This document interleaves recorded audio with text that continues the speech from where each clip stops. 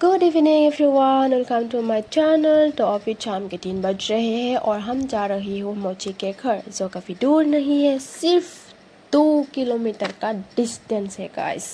सो इसलिए हम लोग आते जाते रहते, खाके पीते आते हैं गाइस। क्या बोला तूने? नहीं, पहले क्या बोला? चल चल चलो। सार कदम बस सार कदम चलेंगे साथ तेरे।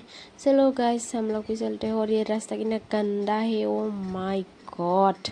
ये राम राम राम कृष्ण जगन्नाथ प्रेमानंदी, इस राम राम राम। फाइनली गाइस पहुंच गया।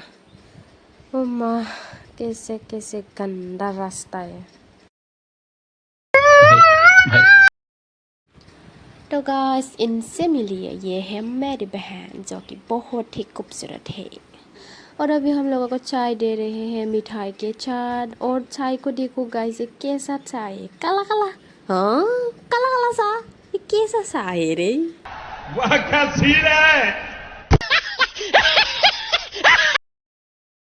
तो गाइस, काला काला चाय पी के अभी हम फिर से अपने घर जा रही हूँ। गाइस, मेरा काम था कि बहन को हमारे घर लेकर जाना, जो कि अभी मैं लेकर जा रही हूँ।